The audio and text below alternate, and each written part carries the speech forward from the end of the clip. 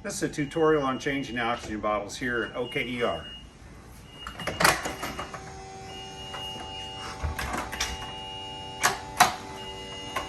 Left mag is out, indicated by the red light, so first thing we do is turn this valve off. You'll see it's got a little bit of condensate on it. No big deal. Then turn off all three of these bottles.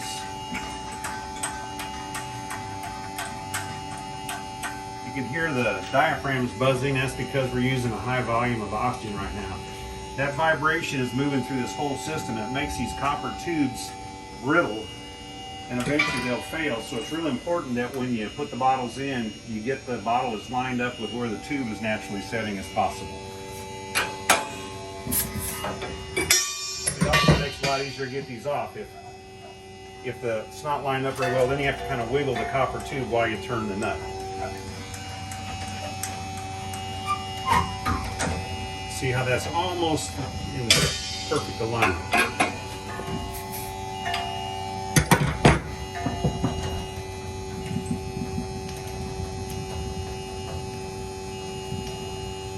While I'm doing this, see how fine these threads are represented in this picture by this picture. This side here. This side over here, the threads are more coarse. We don't have very many of the coarse threaded bottles, but it's imperative that you only put the coarse threaded cap on the coarse threaded bottles and vice versa. You can see this one's twisted a little bit. Eventually it'll probably fail right in here somewhere. Getting that to line up like that will help slow that process down. I never lift these bottles and I never drag them. Very little effort involved if you just roll it like that. The only hazard is if it gets out of balance, you need to not step out of the way, but jump out of the way. Jump, because if that thing lands on your foot, it's going to break your foot.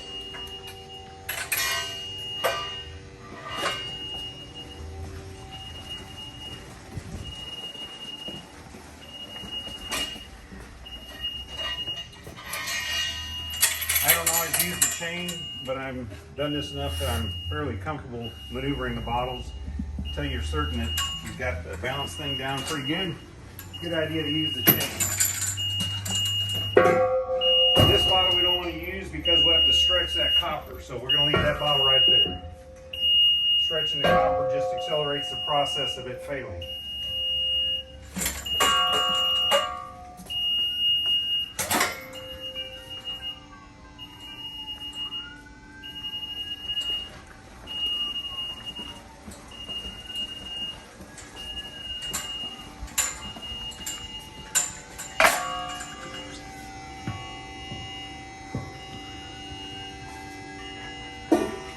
I don't usually take the empties down there without a cap on them. I usually just stand them here, but since we're making this little video and I already had two of the bottles down here, I did that while we were just to be efficient.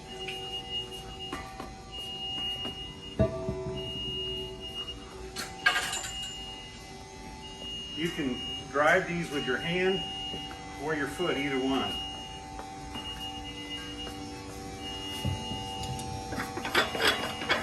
If the cap won't come off, try hitting it, kind of jerking it with both hands. And if that doesn't work, then turn the bottle to the left just a little bit and then jerk it, and the cap will usually break through.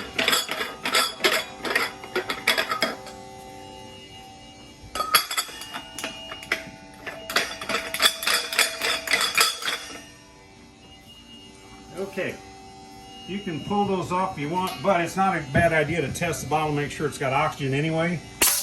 So if you just pop that, it'll pop that off, and it'll tell you whether or not the bottle is full of oxygen. Again, alignment's really important.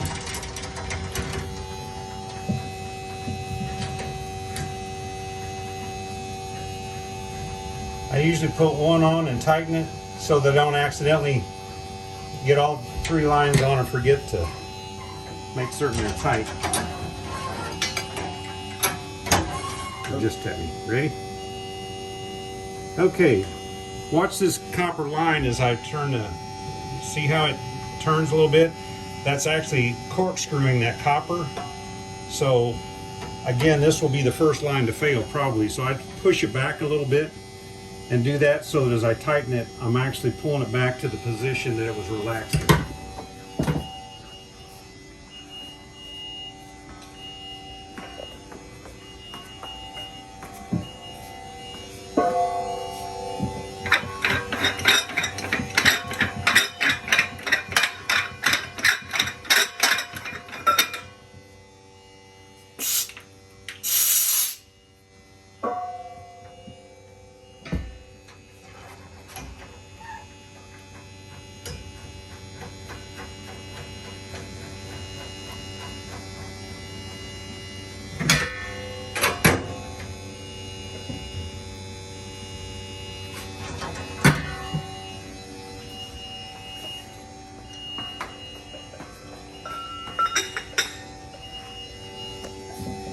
If you have to, for some reason, get the bottom to go a little tighter and you can't walk it in, tilt the bottle back a little bit, plant your heel real firm, don't push with your foot or with your leg, just push down with your toes and it'll move that bottle.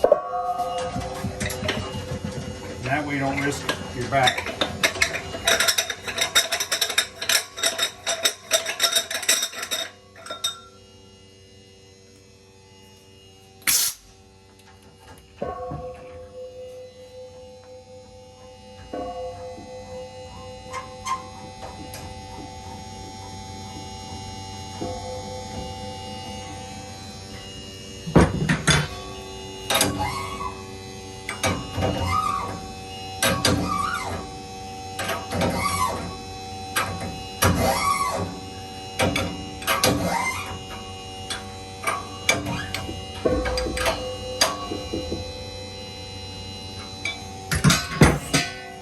Okay, these valves need to be completely opened up because they're what's called a backseating valve, which means that they can theoretically leak if you open them just a little bit, leak up through the stem. But if you run the valve all the way up, which is counterclockwise, it won't leak out the valve, out this part of the valve.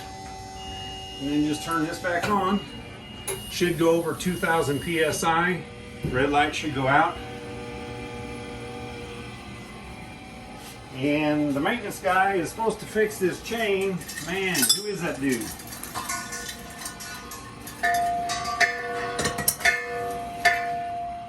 There you have it. Oh.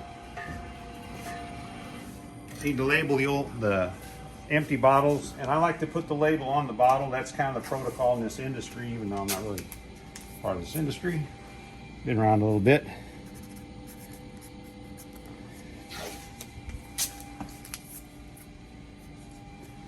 You put it on the cap and somebody doesn't pay attention or isn't thinking, them theoretically you can put that cap on another bottle.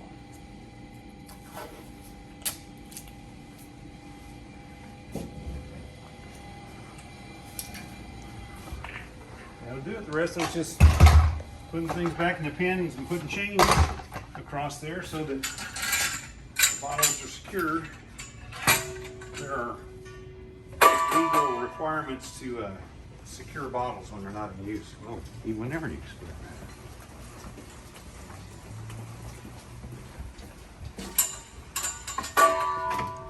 For the time being, I think we're putting empties in here as much as possible and letting them put the fulls in the